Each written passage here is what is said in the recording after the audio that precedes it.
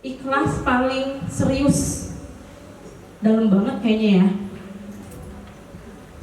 Iya, dalam banget. Mas Fajar, boleh ya bercerita, menceritakan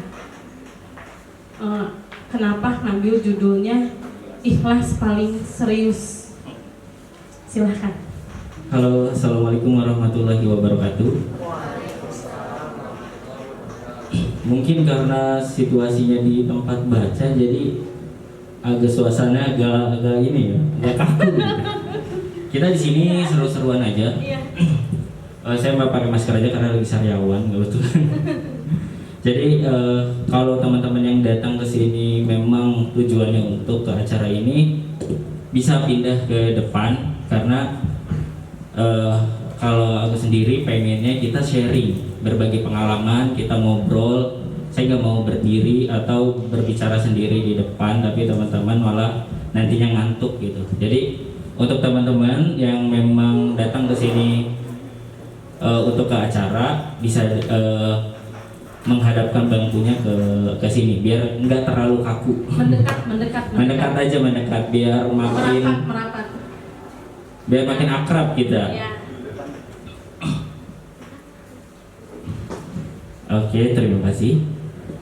Di sini ada yang sudah tahu sama saya sebelumnya? Apa memang baru kenal mungkin ya? Karena saya sebetulnya tinggalnya asli di Serang. Dan ini adalah kota ke-10 yang saya kelilingi selama 2 bulan terakhir.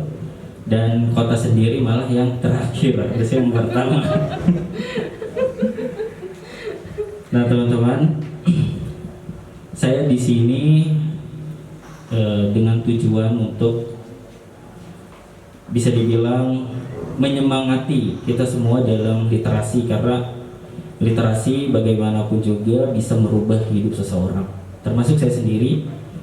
Dari membaca dan menulis, akhirnya saya bisa banyak teman, bisa banyak kota yang saya sambangi gitu, bisa menghasilkan pundi-pundi uang, walaupun itu cuma bonus menurut saya. Tapi alhamdulillahnya dari literasi itu ternyata banyak impact, dan yang pasti literasi menambah value diri kita bahkan ya.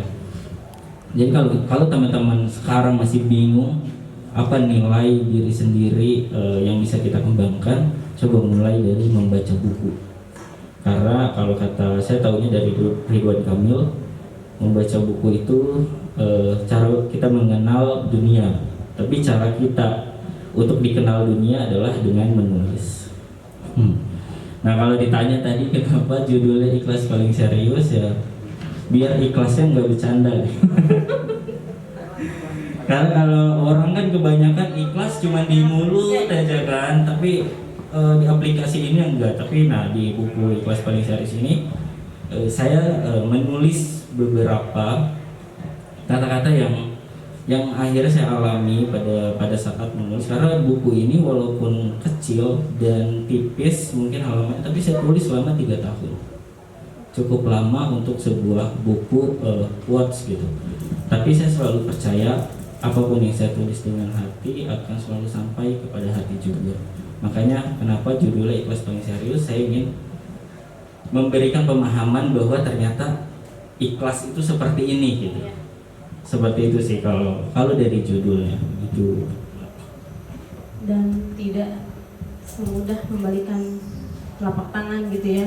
Betul. Udah sih ikhlasin aja. Ya kan kalau ya, tapi mungkin bagi orang yang mengalaminya itu susah gitu. Iya. Yang putus cinta nih, ya curhat sama temennya. Ih udah sih yang kayak gitu ini. Iya. Cari lagi. Nah, paling dibahas lu sih masih mending. Aduh, itu bahaya sih. Iya. Aduh, sendal gue hilang nih di masjid. Udah ikhlasin aja. Dia nggak tahu perjuangan cara membeli sendalnya aja kan. Sendalnya itu proses. Iya. Jadi bener ya. Ikhlas itu. Nah, ini TikTok, pengguna TikTok Ya, Ya, ini karya pertama Kak Fajar nih, Ikhlas Paling Serius kan sempat viral di TikTok nih. Bisa ceritain nggak? prosesnya. Itu, ya, prosesnya. Nah, jauh sebelum TikTok itu viral, buku ini sudah terbit dahulu. Waktu itu saya menerbitkan secara indie, belum masuk penerbit karena saya orang yang tidak suka penolakan. Jadi daripada saya ditolak sama penerbit dengan membawa naskah yang menurut saya ini kurang bagus gitu, udah saya terbitin sendiri aja. Saya ke percetakan, saya nyetak buku, saya edit sendiri semuanya, otodidak lah, daripada saya nggak nerbitin buku sama sekali gitu. Akhirnya saya terbitin, dan sebelum terbit buku ini terbit di akun saya Kutipan Pena. Waktu itu sebelum saya hapus akunnya itu sudah mencapai 250.000 followers. Luar biasa. Itu cukup lama untuk sampai proses sana, sekitar saya menulis mungkin udah 7 tahun, tapi bukunya baru terbit kemarin. 7 tahun. 7 tahun guys. prosesnya. Iya. Kalau kita lihat Nah, gampil gitu ya, iya. gampilnya itu. Tapi Mas Fajar menulisnya pakai hati.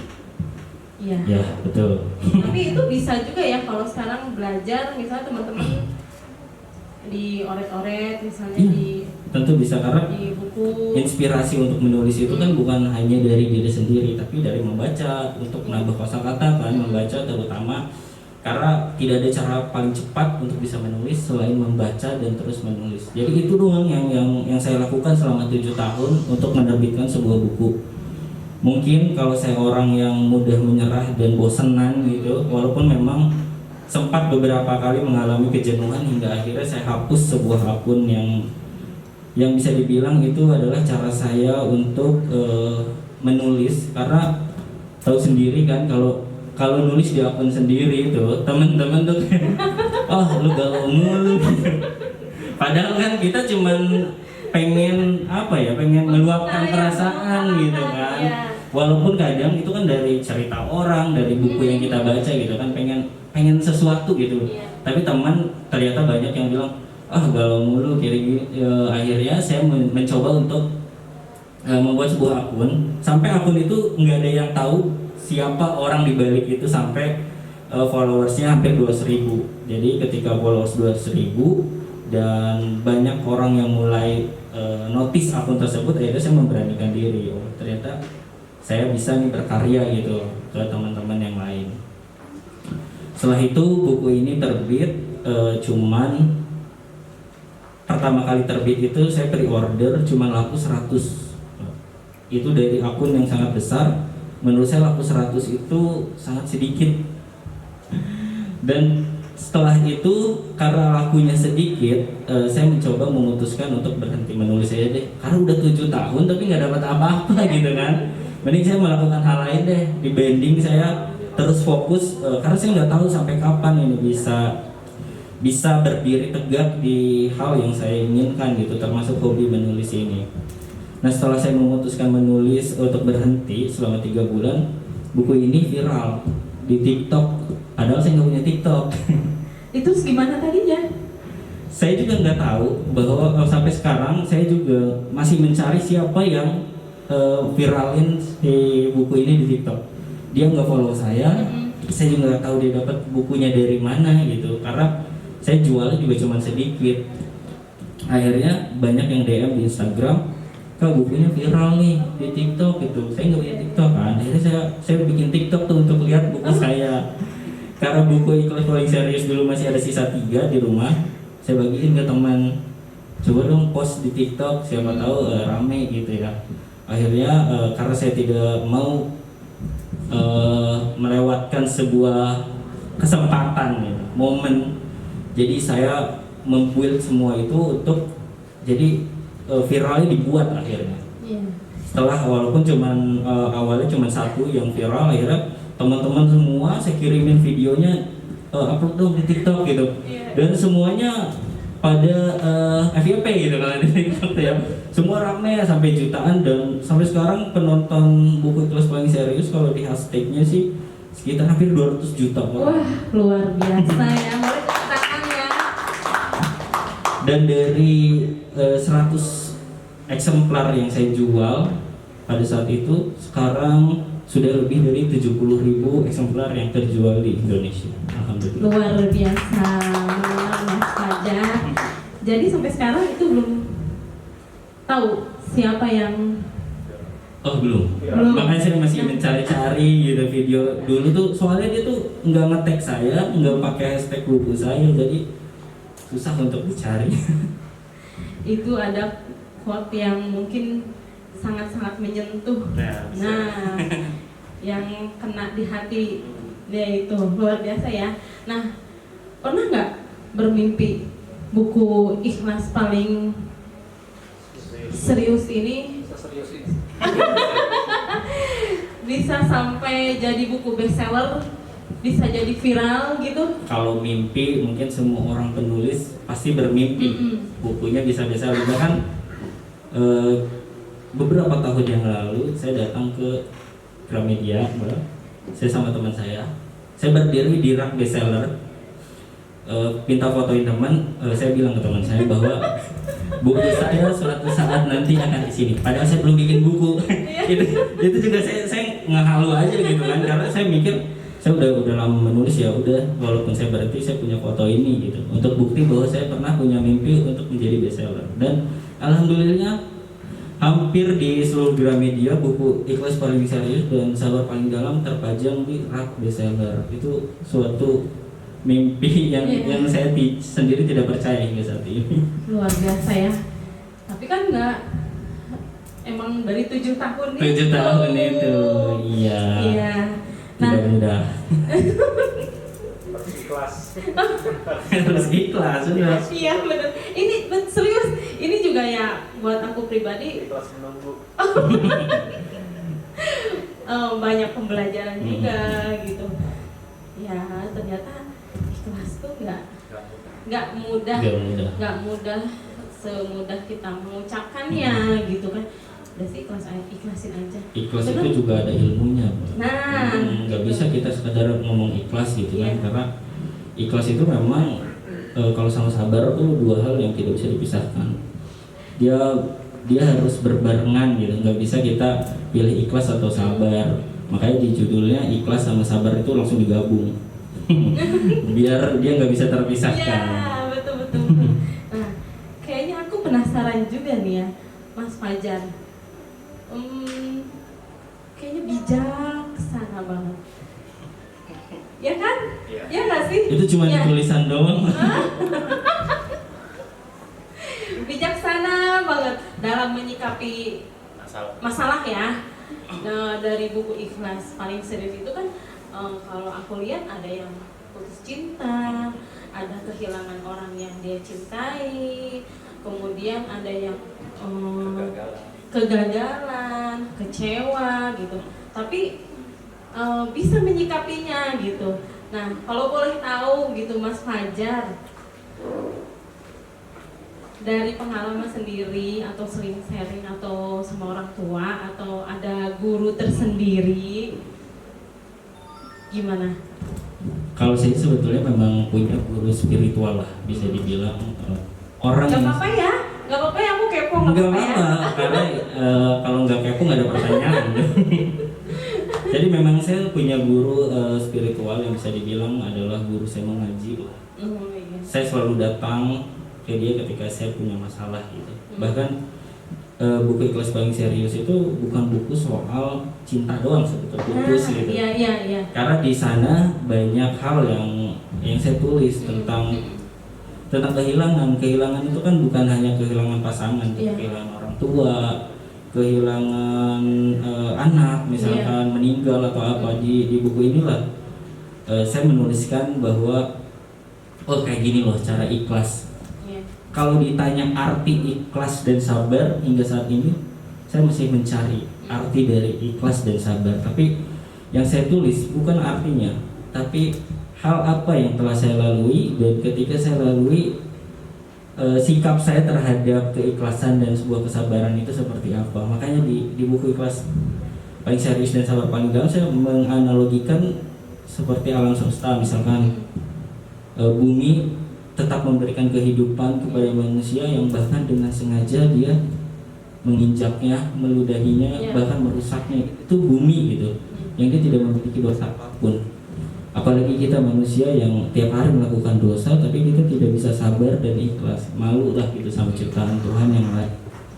Akhirnya saya mengerti, guru saya selalu bilang, ikhlas itu berkaitan dengan kedekatan kita sama Tuhan.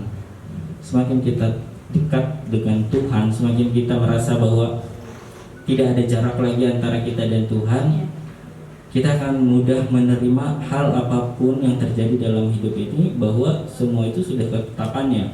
Jangankan hidup kita, daun yang jatuh ke bumi pun tidak akan pernah jatuh atau nempel ke tanah tanpa seizin Tuhan. Kayak gitu. Aku paling suka quote yang itu. Teman-teman paling suka quote-nya yang mana? Udah pada baca belum? Nah, kita setelah buku yang ikhlas paling serius, kemudian dilanjut dengan sabar paling dalam. Boleh diceritakan? Nah, buku Sabar Paling Dalam adalah buku yang kedua. Sebenarnya kalau buku Sabar Paling Dalam yang ini adalah buku Sabar Paling Dalam, anggaplah ini buku ketiga saya, karena sebelumnya saya telah menerbitkan Sabar Paling Dalam yang ini fokus ke tentang kegagalan hidup. Kalau yang ini lebih ke tentang kehilangan dan merelakan. Jadi sambungan dari Ikhlas Paling Serius itu ke sini. Tapi sebelumnya ini saya terbitkan secara indie. Kalau Sabar Paling Dalam saya terbitkan dengan Bukune, yaitu editornya Mas Dono. Kalau ini saya masih ngerjain semuanya sendiri. Nah, kalau bisa dibilang perbedaannya yang pasti sangat jauh. Yang ini hampir 200 halaman, kalau yang ini masih di bawah 200, dan kontennya pun berbeda. Ditambah kalau buku ini adalah fotonya adalah hasil foto saya sendiri pakai kamera analog. Jadi emang prosesnya agak sulit, walaupun waktunya singkat sekali untuk bikin buku Sabar Paling Dalam. Saya cuma dikasih waktu ya kira-kira 1 bulan untuk bikin buku Sabar Paling Dalam. Nah, kalau yang ini ditarget ya? Kalau ini ditarget. Sebelumnya saya nggak pernah mau ditarget, karena bagi saya nulis itu harus sesuai kemauan saya gitu, mengikuti mood. Tapi ternyata ketika saya sudah mulai fokus pada dunia menulis ini, saya harus profesional. Saya harus siap ditarget, dan saya nggak bisa mengikuti apa yang mood lagi gitu kan. Jadi ya udah, saya mengiyakan dan saya siap untuk menulis buku Sabar Paling Dalam yang terbaru ini. Walaupun memang prosesnya bisa dibilang lebih sulit lah dibanding buku-buku yang sebelumnya. Kalau Mas Dono boleh ya? Gimana bekerja sama dengan Mas Fajar? Ada kesulitan nggak?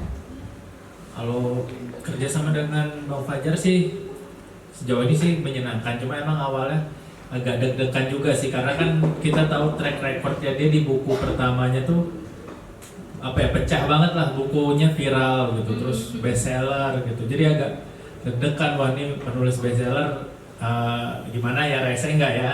Ternyata pas kerja sama sih menyenangkan gitu. Cuma ya gitu, benar kayak kata Bang Fajar, ada sedikit kesulitan pas menggarap buku Sabar Paling Dalam, karena kan waktu itu memang kita ada target. Kalau di penerbit sendiri kan ada target terbit ya Mbak. Nah dari situlah kita nyesuaiin targetnya, itu yang memang agak sedikit keteteran kayak gitu. Tapi sejauh ini menyenangkan. Kendalanya? Kendala kalau ini kan kayak yang tadi dibilang Bang Fajar, buku ini ada konten-konten baru gitu, dan kita memang sengaja mengkonsep buku Sabar Paling Dalam yang diterbitkan Bukune beda dari yang sudah pernah diterbitkan gitu, karena supaya nggak sama gitu. Ngapain kita nerbitin lagi tapi isinya sama gitu. Kayak kita di buku yang ini kita lebih fokus tentang kehilangan dan merelakan gitu. Jadi memang lebih ke patah hati gitu, karena kita juga Bukune kan emang target marketnya anak-anak muda gitu. Dan kita juga sama Bang Fajar ngobrol, riset apa nih yang lagi digandrungin anak-anak. Ternyata kegelisahan anak-anak sekarang tuh ya patah hati gitu, lagi sering-seringnya galau, di ghosting gitu. suka tapi cuma lewat virtual doang. Pokoknya gitulah masalah-masalah problematika anak muda. Kayak kita nambahin konten dan juga ada banyak kayak foto tadi Bang Fajar emang kan basicnya hobi fotografi juga. Jadi kita masukin juga hasil jepretan kamera analognya ke situ kayak gitu. Nah, untuk kedepannya ada project bareng lagi nggak? Ada sih, cuma Rencana ada ya. Ada boleh disebut ya?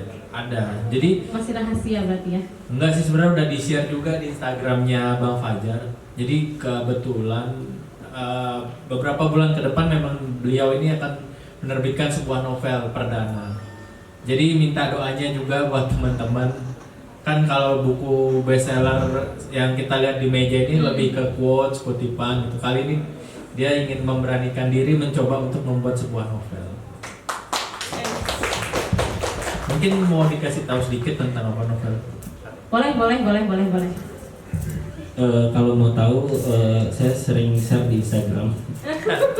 Jadi kalau teman-teman penasaran bisa follow Instagram saya. Tapi saya akan membocorkan judulnya aja. Judulnya nanti adalah Sunyi Paling Riuh. Jadi adalah novel yang saya buat dari kegelisahan bertahun-tahun yang lalu lah.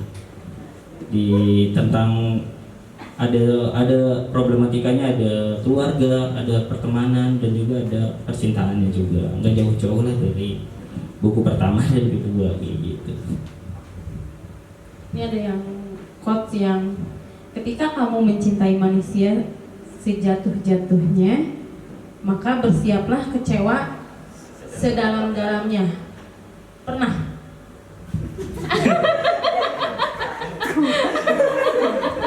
Siap. Emang di sini ada manusia yang nggak pernah kecewa pada harapannya sendiri. Imam Syafi'i aja bilang kan, aku sudah pernah merasakan semua kepahitan dalam hidup dan yang paling pahit adalah berharap pada manusia. Dan memang benar, apalagi soal perasaan ya, ketika kita menaruh harapan kita ke pundak orang lain itu sudah pasti kecewa. Allah itu maha pencemburu. Jadi ketika kita menaruh harapan, kita memberikan perhatian kepada orang lain melebihi perhatian kita kepada Allah, itu pasti ujungnya akan kecewa. Makanya saya selalu bilang, mencintailah manusia sewajar-wajarnya. Karena ketika kita patah hati kita pun akan sewajarnya aja, kayak gitu. Setuju ya? Ini yang ada nggak yang di sini yang lagi putus cinta, baru putus gitu? Ini jomblo semua. Ada nggak di sini? Nih ada quotes dari Mas Fajar. Jadi kalau yang baru putus cinta, bukan iya jawaban dari bahagiamu. Nah, catet itu, ya. Jadi kalau yang putus cinta, terus aduh sedih, itu inget sama quotesnya Mas Fajar. Jadi bukan dia tempat bahagiamu gitu. Kadang suka heran sih Mbak, ketika kita kan selalu berdoa, ya Allah berikan saya yang terbaik untuk hidup kita gitu ke depannya. Tapi ketika kita dikasih jawaban sama Allah, terus kita dikasih patah hati, malah kita yang kecewa.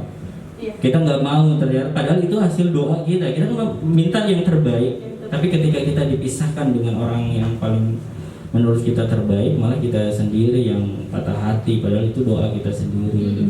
Kayak gitu. Nah, kemudian aku juga menarik yang tentang masa lalu. Masa lalu, ya boleh diceritakan biar pada penasaran. Masa lalu, aduh. Semua orang, oh bukan ya, bukan. Semua orang pasti punya masa lalu. Kalau di buku ini, biarkan patah hati saya yang lalu menjadi sebuah royalti. Jadi saya tidak mau menangisi masa lalu saya, tapi sekarang saya mentertawakan masa lalu saya dengan royalti dari buku itu.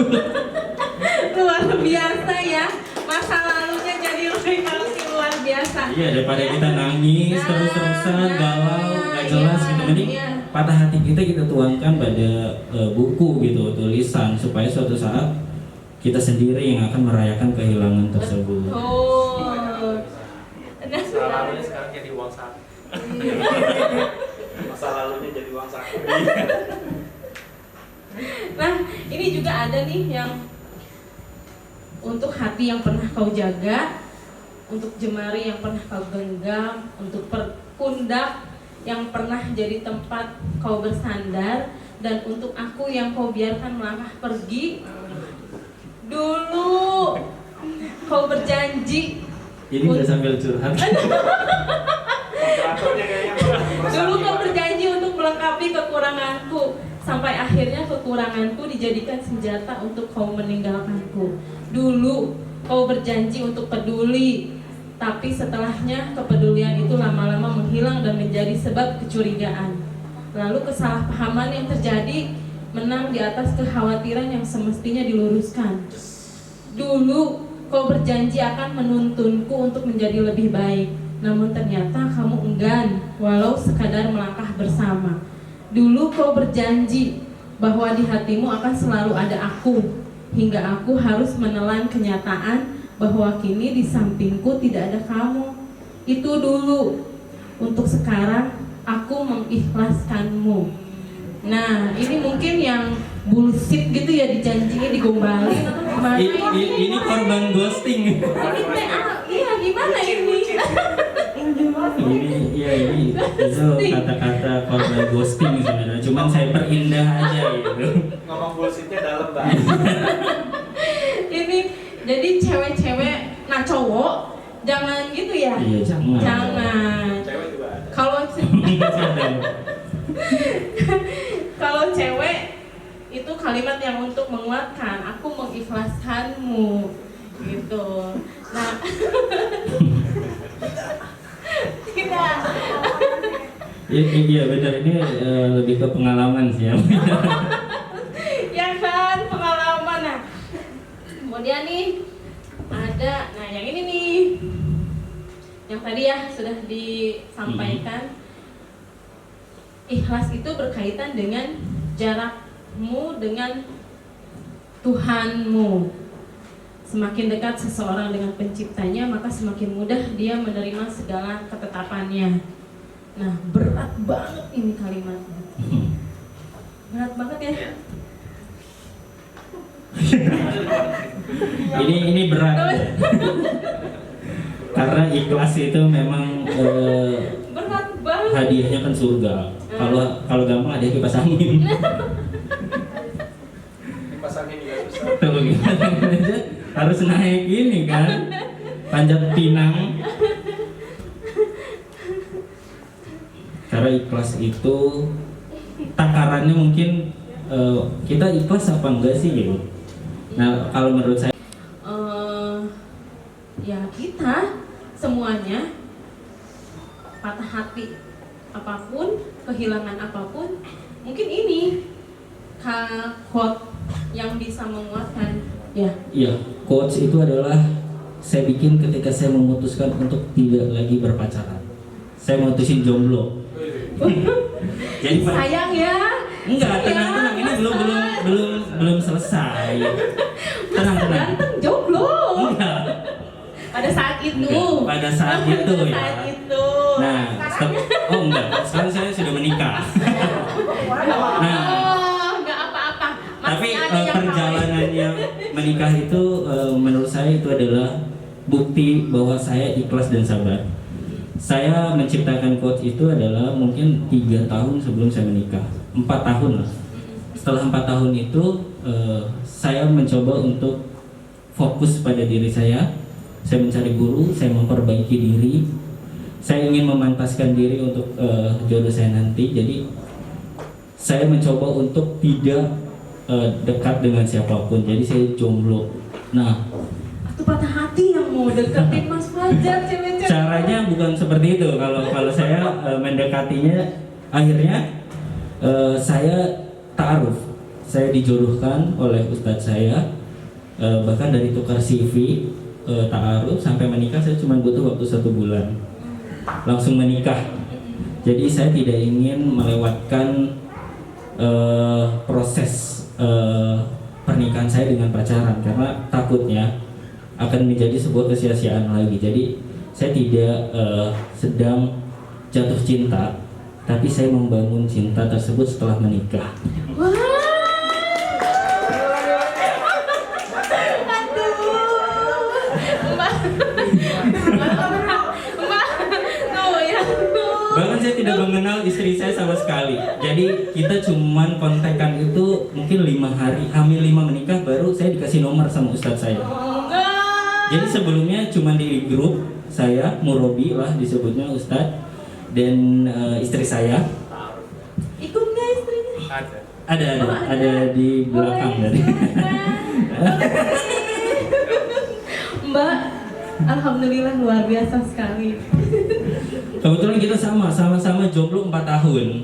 Jadi saya juga tidak tahu waktu itu ustadz saya dapat dari mana CV-nya. Tiba-tiba saya diminta untuk serahin CV kamu, ada ahwat yang pengen saya jodohkan gitu. Akhirnya ya udah saya pasrah.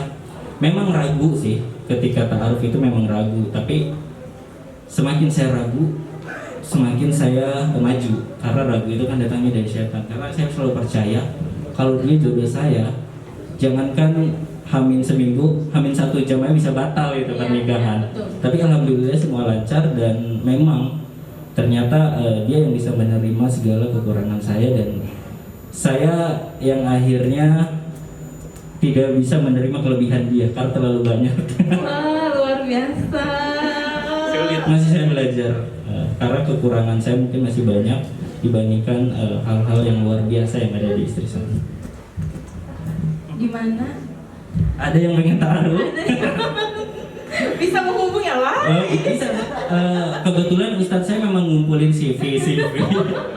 Jadi ada memang Pak kalau mau.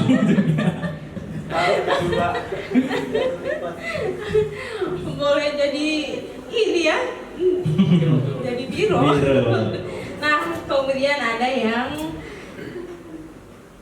jika suatu saat nanti kamu mencariku lalu menyesali kepergianmu, kupastikan bahwa nanti saat kau temukanku lagi, aku sedang merayakan kehilanganmu.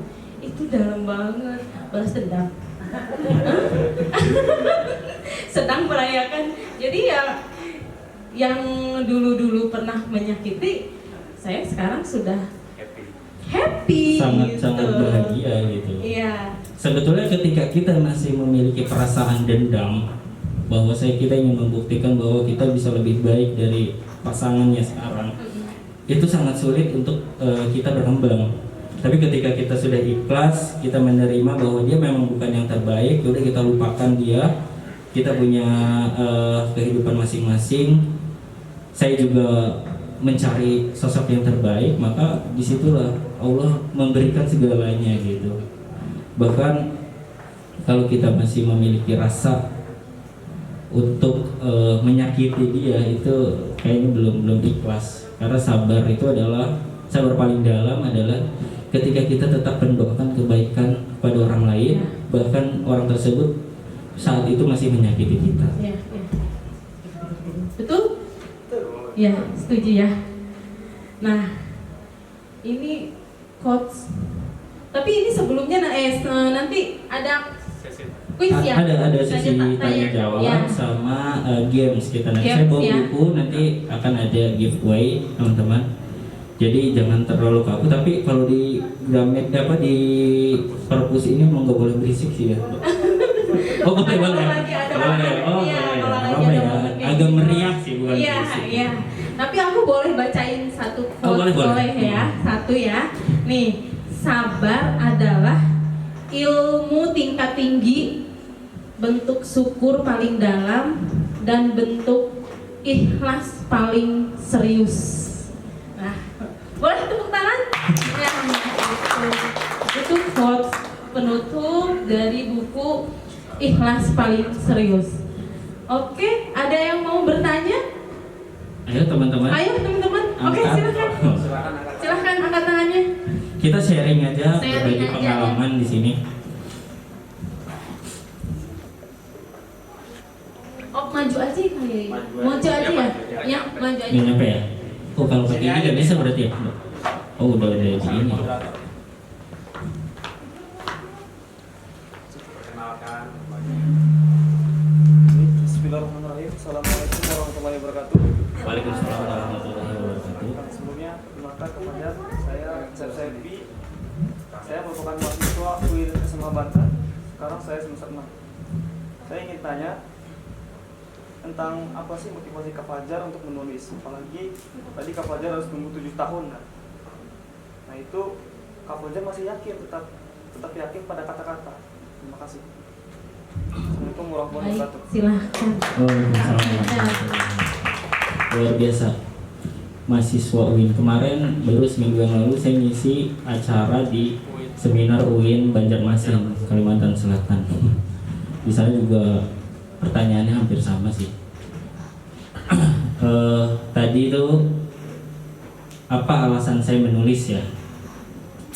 Di awal saya ketika memutuskan untuk bisa dibilang memperbaiki diri, saya menemukan sebuah tulisan dari Ali bin Abi Thalib bahwa tulisan itu abadi, maka tulislah sesuatu yang akan menyenangkanmu di akhirat nanti. Nah dari situ saya tidak lagi memiliki alasan untuk tidak lagi menulis, karena semua ulama, semua orang besar mempunyai sebuah buku lah, bisa dibilang itu punya karya tulis. Dari situ saya mikir bahwa walaupun akhirnya saya tidak bisa mendapatkan dunia dari tulisan-tulisan saya bisa mendapatkan suatu kesenangan nanti di surga, insya Allah gitu kan. Dari setiap tulisan yang saya keluarkan gitu, karena menulis itu adalah untuk proses memperbaiki diri. Jadi tulisan itu bisa dibilang saya membuat untuk menampar diri saya sendiri. Ketika ada orang lain yang tertampar, anggaplah itu adalah bonus dari Allah bahwa mereka sudah dilembutkan hatinya untuk membaca sebuah tulisan saya. Akhirnya dari situ saya akan terus menulis, walaupun akhirnya saya tidak mendapatkan apapun. Tapi ketika niat saya, mungkin kenapa 7 tahun, mungkin Allah baru melihat niat saya yang sesungguhnya untuk menulis. Ini benar gak sih buat akhirat? Ini sih bohong katanya kan gitu. Kalau sebulan 2 bulan kan kalau nulis ini buat akhirat saya, kan bisa berubah gitu. Mungkin 7 tahun adalah waktu Allah mengetes saya. Kenapa saya harus terus menulis, dan dari 7 tahun itu akhirnya Allah memberikan hal yang di luar dugaan gitu, di luar hal yang tidak kita duga-duga. Ternyata itu konsep dari keikhlasan dalam menjalani apapun ya, termasuk bukan hanya menulis ya, dalam hal apapun ketika kita niatkan untuk ibadah dan juga kita lakukan sepenuh hati, dalam waktu dekat ataupun nanti kita akan menemukan hal yang tidak kita duga-duga, kayak gitu sih kalau menurut aku sendiri. Gimana, mau masih ada yang ditanyain? Gimana Mas? Ya. Ada lagi? Ya, boleh. Oke, ayo. Gak apa-apa, maju aja. Ini masih panjang kok. Ininya kabelnya. Oh, ini.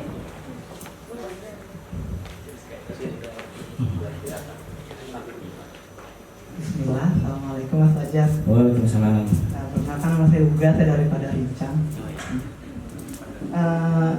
Saya pernah lihat satu quotes Mas Fajar, judulnya itu merawat luka. Dalam quotesnya begini: kadang karya besar itu terlahir dari luka yang mendasar. Itu benar nggak sih Mas Fajar? Gitu aja sih. Makasih. Assalamualaikum warahmatullahi wabarakatuh. Dari luka yang Mendalam. Mendasar ya? Dasar. Bisa, saya tidak mengiyakan bahwa menurut saya sesuatu yang besar itu pasti dilalui bukan hanya dari luka, tapi yang pertama itu dari niat, yang kedua dari kesungguhan gitu. Luka adalah pemanisnya aja. Apa sih yang mau kita tulis gitu? Karena saya menciptakan buku ini adalah dengan niat mengingatkan orang kepada Tuhan, tapi dengan cara yang menarik, dengan tidak secara didakwahi gitu. Jadi orang-orang ketika kita suruh baca buku yang memang isinya dakwah semua gitu, itu kan mungkin ada orang yang menolak gitu kan. Tapi akhirnya pembaca buku saya adalah 80% mungkin ya, itu adalah orang yang pertama kali baca buku. Jadi, oh ternyata target yang memang saya inginkan tercapai. Makanya di buku ini semuanya tidak tulisan, ada foto, ada hal-hal lain lah dibanding tulisan, karena saya pingin menggait pembaca baru yang memang dia sebelumnya nggak pernah baca buku, dan alhamdulillahnya itu tercapai gitu, dan menjadi sebuah komunitas baru gitu. Jadi kita semakin banyak orang yang baca buku sekarang kan, dari hal-hal kecil, nanti kan dari buku-buku yang kita ciptakan, dari mungkin sepele bagi sebagian orang, tapi itu bisa jadi motivasi buat mereka bahwa oh ternyata membaca buku itu menyenangkan gitu, menulis buku ini semudah itu loh gitu. Nah akhirnya dari baca buku yang seperti ini mereka meningkat, nanti kan dari ke novel, jadi ke buku-buku yang lebih tebal gitu, dan bisa akhirnya membuat sebuah buku lagi. Jadi menurut saya berkaryalah mumpung masih muda, mumpung masih belum banyak kegiatan yang lain, apalagi mahasiswa gitu ya. Bener, apalagi udah nikah gitu ya mas, agak-agak membagi waktunya tuh kalau kita nggak profesional itu agak sulit sih. Makanya berkaryalah sih. Bukan hanya dari luka gitu, tapi dari apapun yang, karena berkarya itu datang dari kegelisahan yang paling baik gitu, datang yang paling dekat. Misalkan kita lagi sakit hati ya tulis aja kata hati, kalau kita lagi down ya tulis tentang semangat kayak gitu. Entah siapapun, karena tulisan itu akan menemukan sendiri pembacanya. Jadi kita nggak usah sibuk mencari pembaca, biar tulisan kita yang mencari pembaca tersebut. Makanya menurut aku ini Mas Fajar bijaksana banget gitu. Jadi buku Ikhlas Paling Serius ini tuh kayak kita lagi konsultasi sama orang tua, sama ibu, sama bapak, sama para suku lah gitu ya. Iya, serius kalau aku gitu, kalau aku jadi kayak bangkit gitu. Jadi kitanya jadi iya semangat, termotivasi gitu. Nah, ya itu. Oke, baik, ada lagi? Pak MC. Dari tadi kayaknya ini penasaran, pengen bertanya. Pakai aja. Izin bertanya, Mas Fajar, tadi disebutkan di dalam buku itu juga, atau pengalaman Mas Fajar bagaimana saat titik paling bawah, saat terjatuh, Mas Fajar menemukan seorang guru ya, atau mencari seorang guru.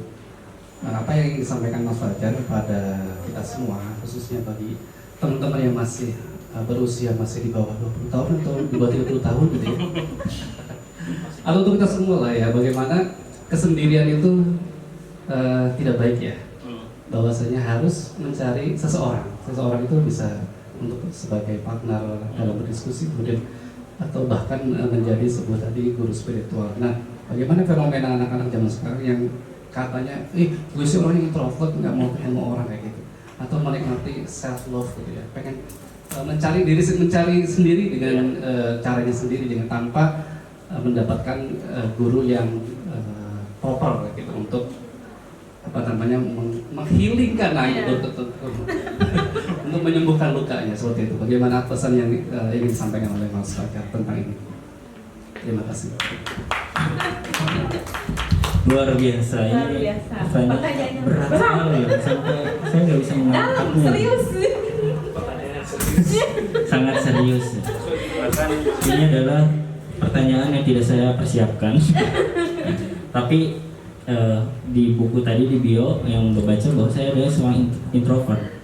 Tujuan saya menulis adalah untuk menuangkan apa yang saya rasakan tanpa harus menatap mata seseorang, karena saya sangat takut pada saat itu ketika kita ngobrol harus berhadapan di depan orang banyak. Ini adalah hal yang saya takutkan. Tapi ternyata dari menulis yang tujuannya adalah untuk bersembunyi di balik tulisan, malah harus terjun langsung gitu, terjebak sebenarnya. Saya ini terjebak, akhirnya mau nggak mau jadinya harus bisa berbicara di depan banyak orang gitu. Nah, kalau untuk sendiri, memang pada saat saya memutuskan untuk memperbaiki diri, tahu bahwa saya tidak bisa melakukan semuanya sendiri. Buku yang saya baca tidak bisa saya ajak diskusi, saya tidak bisa mengajak dia dialog kan. Akhirnya saya coba untuk datang ke kajian-kajian sekitar. Waktu itu saya masih tinggal di Jakarta, jadi saya datang ke kajian-kajian di Jakarta, terus akhirnya pindah ke Serang. Saya nyari juga, kalau di Serang ada namanya Taklim Plot, kalau teman-teman tahu. Jadi di sana tuh biasanya rutin untuk ngadain kajian. Saya datang ke sana, sampai akhirnya ustadz yang biasa ngisi acara itu saya jadikan guru, karena saya pingin apapun yang saya lalui, saya sudah menemukan jalan yang benar. Karena ketika kita sendiri, kita pasti akan bingung dan juga tersesat gitu. Ini benar nggak sih jalan yang kita tempuh ini jalan yang sebenarnya gitu, yang biasa kita harus lalui. Ketika ada seorang guru, kita akan tahu guru itu mempunyai seperti feeling ya. Saya nggak ngerti, tapi guru saya itu kayak punya feeling yang kuat. Ketika saya bahkan belum saya cerita, guru saya udah tahu gitu. Datang ke rumah, oh pasti ada ini gitu. Akhirnya ketika saya ada di titik paling rendah, saya ingat sekali, saya datang ke guru saya untuk apa yang harus saya lakukan gitu dalam hidup ini gitu. Akhirnya ketika teman-teman mungkin sekarang lagi bingung dan ada di titik paling rendah dalam hidupnya, coba ingat kata-kata ini bahwa sebelum kita lahir, kita diperlihatkan kehidupan kita di dunia. Kita boleh memutuskan kita untuk hidup atau pilih mati dengan misalnya keguguran.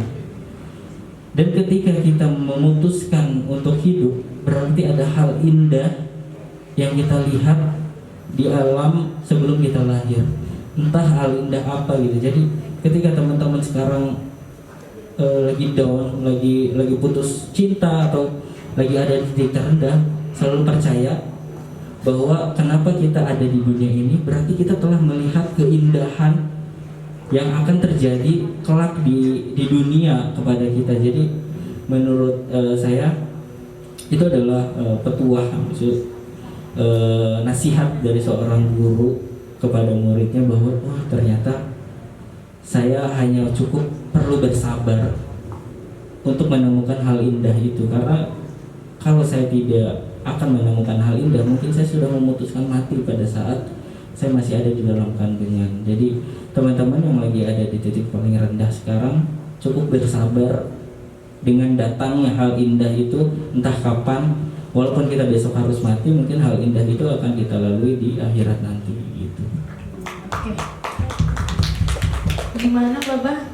Jadi healingnya ke hal yang positif. Healing ya. Karena healing terbaik adalah healing mendekatkan diri kepada Tuhan dengan sholat dan membaca Quran gitu.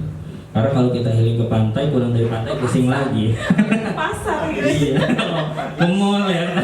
Ke mall ya. Pasar, ke mall dan healing ya. Taunya pulangnya pusing. Kembali ke Fitri. Oke, ada lagi yang mau bertanya? Ya, silakan A. Coba semua. Ceweknya nih. Ceweknya masih cewek, pemalu, ada ya, cewek-cewek. Ciwi-ciwi yang lagu. Bismillahirrahmanirrahim. Baik, terima kasih atas kesempatan yang telah diberikan di sini. Ya. Perkenalkan, nama saya Silvi. Jadi sebelum ke inti dari pertanyaannya, saya mau cerita sedikit. Nah, jadi sebelumnya saya tuh kayak pernah apa sih namanya belajar kayak nulis gitu kan. Cuman seringkali dalam proses penulisan menemukan apa sih namanya menemukan kejenuhan, terus kayak kehilangan alur cerita gitu. Nah, jadi pertanyaannya mungkin barangkali ada tips gitu agar tetap konsisten dalam proses penulisan. Mungkin cukup. Ya. Terima kasih. Baik, silahkan Mas Fajar. Ini penulisan. Ya, kalau nulis memang yang pertama adalah digali dulu why-nya. Kenapa saya harus menulis ini? Kenapa saya harus menulis cerita ini? Misalkan ada nggak alasan yang harus kita sampaikan kepada orang-orang melalui tulisan kita. Yang kedua, semua orang pasti melakukan atau mengalami kejenuhan, termasuk saya. Di 7 tahun itu mungkin hampir beberapa kali saya melakukan kejenuhan. Cuman memang dalam hal menulis itu kita jangan dipaksa. Kalau menurut saya, mungkin menurut penulis yang lain beda. Tapi ketika saya mengalami, saya tidak pernah memaksa sebuah cerita yang harus saya tulis. Ketika saya mengalami misalnya writer blocks atau kejenuhan tersebut, ya udah saya pergi ke suatu tempat atau saya cuma sekedar ngopi tanpa memikirkan tulisan saya. Pergi aja ke kemana gitu. Kadang tulisan itu, ide itu muncul di jalan, kan? Maka kalau lagi di jalan, misalnya saya lagi bawa motor, saya menepi karena saya nulis ide saya dulu, karena kan tulisan itu ide itu kan bakal hilang kalau nggak dicatat. Jadi akhirnya saya mengikuti alur aja. Kalau untuk mungkin Masnya mungkin kalau sekarang ya udah ikutin alur aja. Apa sih yang dimau hidup ini itu, misalkan kalau pengen nulis mau kemana tujuannya dan goals apa yang bakal diraih, ya udah jalanin dulu aja. Kalau memang jenuh ya udah berhenti, tapi jangan selamanya gitu. Berhenti ya 3 hari atau 2 hari gitu. Kalau selama itu malas. Jadi beri jeda pada diri sendiri untuk baca buku. Makanya kalau biasanya saya ketika saya sudah mulai sangat jenuh sama dunia menulis, saya akan menonaktifkan semua sosmed saya hapus. Saya di sana jedanya dengan membaca buku. Jadi lumayan kan buat nambah materi, dengerin YouTube, dengerin podcast gitu kan. Terus pergi ke suatu tempat tanpa mikirin kerjaan. Kalau memang ada ide sepintas ya udah tulis aja. Tapi jangan dibuat gitu, harus ditarget. Saya sih nggak pernah menarget. Ketika buku mungkin sekarang ketika saya sudah menjadi bisa dibilang penulis yang profesional untuk di bidangnya, saya harus punya target. Nah itu manage waktu. Dan kalau saya sendiri manage waktunya adalah saya seperti seorang karyawan di rumah saya. Saya membuat sebuah kantor. Saya masuk kantor jam 8. Selesai sholat subuh, saya lari pagi sampai jam 7. Jam 7 kadang saya makan dulu di luar, terus saya kerja, mandi biar segar. Walaupun di rumah sendiri kadang ketika nggak mandi ya tiduran lagi gitu kan. Itu saya jam 8 sampai jam 9 atau jam 10 sebisanya aja baca buku. Berapa lembar gitu terserah sih, semampunya aja. Kalau saya sendiri sebetulnya orang yang tidak sangat suka baca buku, tapi karena memang saya ingin berubah nasib saya, berubah diri saya dan menambah nilai diri saya, ya saya harus baca buku walaupun itu harus dipaksa. Jadi kadang satu hari itu kalaupun nggak bisa 1 jam, baca minimal 2 atau 3 lembar buku yang kita suka dulu aja, jangan buku yang berat-berat. Kita misalnya suka novel, ya udah baca novel dulu. Kalau kita suka puisi, ya udah baca puisi. Setelah itu kita akan menemukan sebuah keasikan dalam membaca dan akhirnya menjadi sebuah kebiasaan. Setelah itu saya mencoba untuk menulis 1 hari 50.000 kata. Apa aja. Misalkan saya menceritakan tadi pagi saya lari pagi, terus ketemu tukang ketoprak gitu, terus saya beli, uangnya kurang gitu. Ceritain aja. Jadi apapun yang kita lalui kita ceritakan. Nanti kita akan menemukan sebuah kayak apa ya, kalau bisa dibilang ketika kita mau menulis yang serius itu mudah banget, ngalir. Ditambah kosakata kita bertambah kan, terus wawasan kita dalam menulis juga bisa bertambah. Jadi menurut saya kalau memang mau serius dalam hal menulis, kita harus disiplin. Itu aja sih. Oke, baik. Gimana Mas? Tipsnya udah ditulis ya, dicatat. Itu juga ilmu baru buat saya. Sampai melipir dulu, kalau udah ada ide melipir dulu lagi naik motor ya, nanti udah nyampe rumah. Aduh, apa ya? Iya kan gitu. Gitu. Nah, itu tipsnya. Mungkin ada tips dari Mas Dono. Ada lagi?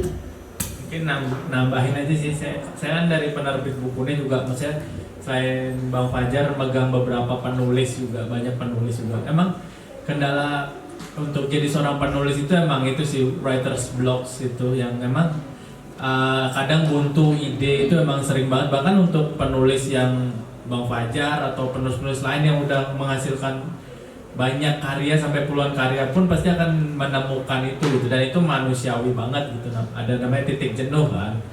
Ya paling saya setuju dengan apa yang dibilang Bang Fajar sih. Kalau emang lagi di titik itu jangan dipaksain, kasih jeda dulu buat, mungkin kata Mas tadi healing ya. Jadi kasih waktu dulu buat healing kemana atau liburan. Jadi kayak supaya hasil karya yang misalkan kita tulis tuh nggak hasil karya yang terpaksa gitu, karena emang kerasa banget ya Bang Fajar, tulisan yang ditulis dengan terpaksa sama tulisan yang benar-benar pakai hati itu beda banget gitu. Jadi daripada setengah-setengah yang mending libur dulu lah, seminggu 2 minggu, asal jangan sampai setahun aja lamaan. Ya gitu sih paling. Iya, healing ke Anyar dulu aja. Tanjung Las. Ada lagi yang ciwi-ciwi? Ya mau curhat juga nggak apa-apa. Nggak apa-apa. Ceritain semua kalau kesah hidupnya. Assalamualaikum warahmatullahi wabarakatuh. Waalaikumsalam warahmatullahi wabarakatuh. Nama saya Umi Salma Safaria, saya mahasiswi dari Indonesia Banten. Saya ingin bertanya kepada Kak Fajar, bagaimana pendapat Kak Fajar tentang suatu kutipan yang cukup viral, bahwasanya ikhlas itu bohong.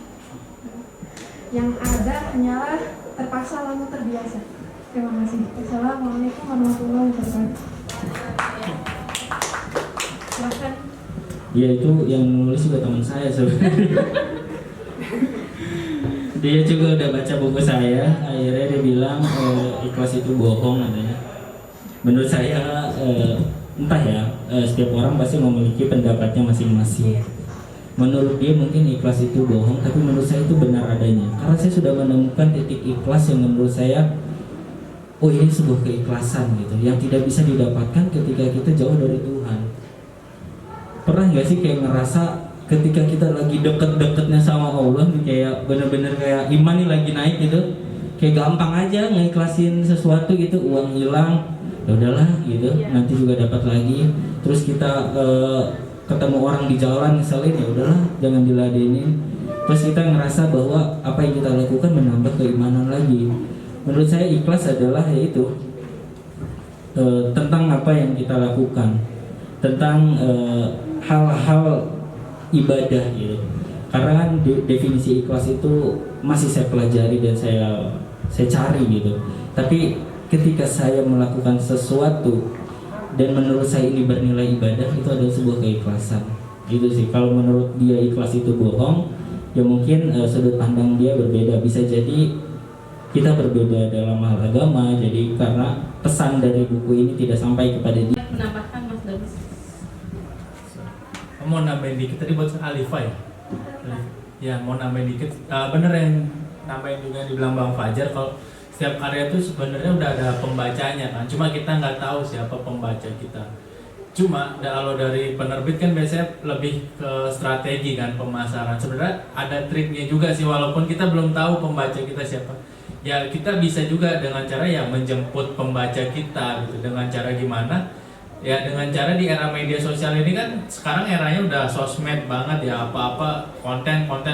Mungkin teman-teman atau Alifa bisa mulai, misalkan kalau karyanya selama ini cuma ada di draft doang kan, orang-orang nggak tahu, mungkin bisa di-share. Kalau bentuknya kan kalau zaman dulu nge-share tulisan ya monoton gitu ya, maaf, cuma lewat blog kayak tulisan aja. Cuma sekarang kan udah variatif gitu, bisa lewat TikTok atau podcast dan segala macam gitu, bahkan video-video pendek pun juga bisa. Jadi mungkin Alifa bisa cari tahu dulu nih karya Alifa, atau teman-teman yang nulis pun bisa cari tahu, oh konten aku ternyata kayak gini kontennya. Jadi kalian pelajari nih masuknya, kalau dipromosi di media sosial lebih cocok masuk ke media mana gitu. Mungkin ada karya yang kayak Bang Fajar, dia lebih fokus ke konten TikTok gitu, karena emang karya-karyanya rame diminatin sama penggemar TikTok, jadi masuk kayak gitu. Mungkin ada juga yang pasarnya di podcast, di Spotify atau bahkan Instagram kayak gitu. Jadi sebelum kalian mencari pembaca, ya biarin pembaca kalian yang menjemput pembaca dengan cara nge-share konten-konten kalian gitu di media sosial, kayak gitu sih. Kita bikin kolamnya. Iya. Kita bikin kolam, terus kita taruh ikan biar ikan yang datang ke kolam kita sendiri. Teman-teman yang di belakang sana juga teman-teman saya juga. Nah, mereka adalah orang yang fokus di media sosial. Mungkin kalau penerbitnya beda sih. Jadi mereka ini ditemukan di TikTok. Nah, kalau saya adalah orang yang nulis buku duluan gitu, kalau mereka berkarya duluan, terus nanti ada penerbit datang. Nah, sekarang kan jangan sampai menyia-nyiakan platform yang ada lah gitu. Itu kesempatan untuk kita, cuman yang pasti kita harus bisa memposisikan diri kita. Misalkan kita sebagai pembaca kita sendiri, kita pengen kayak gimana sih ketika ngelihat orang lain berkarya. Saya selalu ketika saya mencari inspirasi, saya banyak mencari inspirasi, dan ketika inspirasi saya tonton gitu, saya akan rubah dengan cara saya sendiri. Oh, ternyata pasar ini sukanya kayak gini loh gitu, pasarnya suka kayak gitu, ya udah kita lakukan. Dan yang saya pelajari adalah yang dari buku yang saya baca, kita bisa menemukan jawaban atas apa yang kita lakukan adalah selama 3 tahun. Kalau 3 tahun itu kita tidak berkembang ataupun tidak memiliki apapun, kita memiliki kesempatan lain untuk melakukan hal lain, tapi minimal 3 tahun untuk bisa konsisten dalam hal tersebut. Terima kasih. Baik, 3 tahun minimal Ya. Jangan minimal. sehari 2 hari. Oke, ada lagi? Saya udah mulai. Iya. Terakhir setelah ini kita guns. Ya, terima kasih Mbak Nova, Mas Fajar, dan Mas Bowo. Saya Kapi dari Kota Banten. Lebih ke apresiasi dengan bukunya Kang Fajar ini yang ikhlas paling serius dan sabar paling dalam. Jujur saya sekilas pernah baca isi bukunya itu, yang saya pahami pertama kuat-kuatnya kayaknya masalah percintaan, dan memang pangsanya bukan ke umur-umur kita ini ya. Tapi setelah dibedah tadi, setelah dibahas tadi, memang ada makna-makna yang tersirat, interpretasi dari buku ini yang bersifat teologis, tasawuf gitu ya. Kalau yang tadi pendekatannya lebih ke kayak misalnya kita mendekatkan diri kepada Tuhan gitu.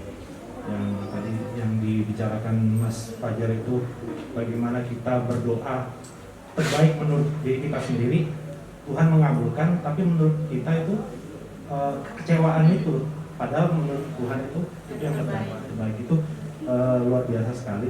Memang kalau misalnya dari yang tadi bilang ikhlas itu bohong, saya juga kurang sepaham atau sependapat ya. Mungkin bobot ikhlasnya itu sendiri. Kalau menurut saya juga ikhlas berbobot itu lebih ke sabar tadi, karena sabar itu kan definisinya nggak ada batasnya. Kalau misalnya sabar itu ada batasnya, berarti nggak sabar gitu.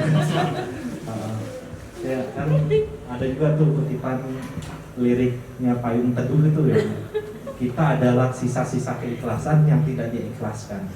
Itu kan pernah ya. Kita adalah sisa-sisa keikhlasan dan yang tidak diikhlaskan. Berarti kan ada ketidakikhlasan yang kita anggap ikhlas gitu. Seperti kayak di surat Al-Ikhlas, di situ kan juga nggak ada itu ya, nggak ada kata-kata ikhlas kan. Sebenarnya makna ikhlas itu kan tidak tersirat dan tidak tersurat gitu. Jadi dibilang ikhlas itu bohong, berarti itu belum menemukan keikhlasan sesungguhnya. Lagi-lagi saya apresiasi itu. Nah, pertanyaan yang saya sampaikan ke Mas Fajar dan ada ke Mas Dono juga. Ini kan buku ikhlas paling serius itu merupakan kumpulan quote ya. Ada kesulitan nggak? Maksudnya sulit mana menulis buku yang kumpulan quote dengan menulis novel? Kalau pengalaman dari Kang Fajar sendiri, kalau dari Kang Dono, Mas Dono yang selaku editor atau penyiting, itu lebih sulit mana nih? Kalau kita bicara tips sama strategi tadi ya, strategi pemasaran, ngedit yang, karena kan waktu itu kan juga kita nggak sembarangan publis ya, apa quote-quote yang menurut kita baik atau marketable gitu ya, atau lebih sulit ngedit novel gitu. Mungkin itu aja sih dari saya. Terima kasih. Assalamualaikum warahmatullahi wabarakatuh. Waalaikumsalam warahmatullahi wabarakatuh. Silahkan. Kalau menurut saya sih dua-duanya punya kesulitan yang berbeda.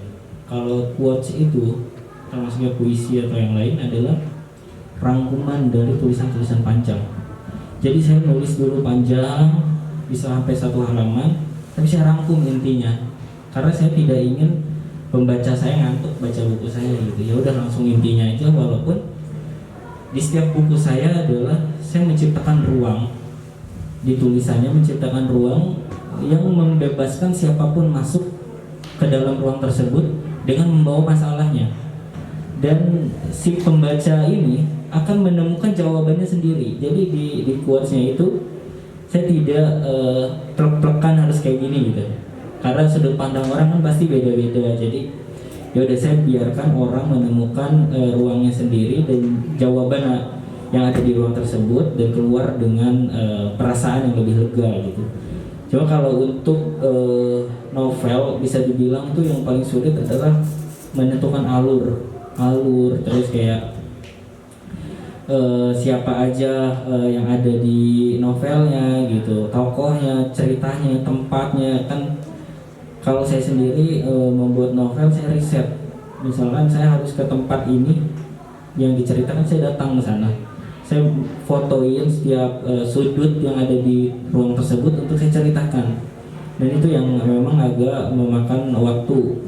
Beda dengan quotes, yang quotes misalnya ya udah kita baca buku aja, terus kita nulis sebanyak-banyaknya, nanti kita kerangkum kayak gitu sih kalau menurut saya. Kalau menurut Mas Dono?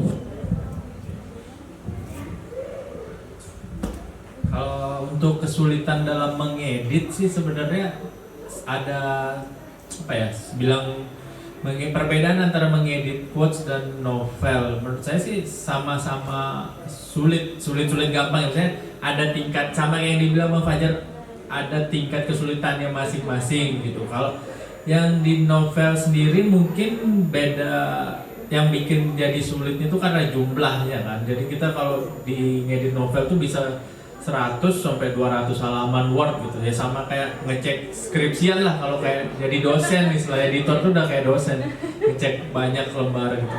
Cuma karena saya selama jadi editor dari 2018 lebih seringnya dapat novel, naskah novel, jadi udah terbiasa tuh baca gitu. Cuma emang harus teliti banget kan. Tapi pas dapat kayak karya Bang Fajar gini, ternyata saya mikir juga awalnya, oh gampang ya ngedit quotes cuma gitu doang. Ternyata enggak juga, kita harus benar-benar ngecekin detail satu-satu, quotes ini apa, quotes ini relate enggak sama ininya gitu, pesannya sampai enggak gitu kan kalau quotes tuh dia ada penggalan gitu. Kadang kalau penggalannya, komanya aja salah jadi berubah maknanya, lebih ke detailnya sih kalau quotes gitu. Cuma kalau pengalaman ngedit novel tuh kan kita jadi berimajinasi gitu kan. Kalau quotes tuh jadi apa ya, lebih masuk gitu. Apa ya, kalau quotes tuh kayak misalnya quotes kayak sabar paling dalam kan banyak tentang galau, baper gitu. Saya sebagai editor jadi ikut menghayati, jadi tiba-tiba baca loh kok galau sendiri jadinya kayak gitu. Jadi ingat masalah. Bener. Jadi bener juga ya, bener gitu. juga nih kata-katanya. Tapi itu berarti kan si penulis Bang Fajar sukses. Kalau editornya, oh kok kena ya di saya gitu, berarti kan masuk ke pembaca lain juga harusnya kena. Karena tugas editor kan emang seperti itu, sebagai monitor pertama gitu, untuk sebelum menyebar luas ke pembaca gitu sih. Baik, mungkin cukup sekian dari saya, kurang lebihnya mohon maaf. Wabillahi taufiq wal hidayah. Wassalamualaikum warahmatullahi wabarakatuh.